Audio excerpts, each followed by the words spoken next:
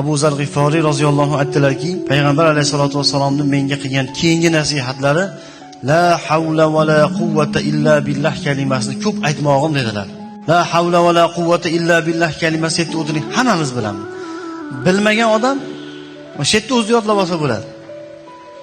To'rtta kalima: la havla va la quvvata illa billah. Mana shu kalima jannat xazinalaridan bir xazina ekandirlar. Abu Zar G'iforiy payg'ambar alayhisalom o'zotga buyuribdilar. Kim la havla va la quvvata illa billahni ko'p aytib yuradigan bo'lsa, vaqtini bema'ni o'tkazmasdan, mashinada ketayotganda ham, bir joyda o'tirganda ham, mana u umrni, vaqtni g'animat bilib, Allohning zikri bilan ko'proq mashg'ul bo'lib, la havla va la quvvata illa billahni ko'p aytadigan bo'lsa, qiyomat kunida jannat xazinalaridan bir xazina beriladi. Azizlar, bu dunyoni xazinasini topgan odam qancha baxtli, qancha boy, 7 kun avlodiga yetadigan boylik topadi. Bu dunyoni xazinasi o'zi shuncha.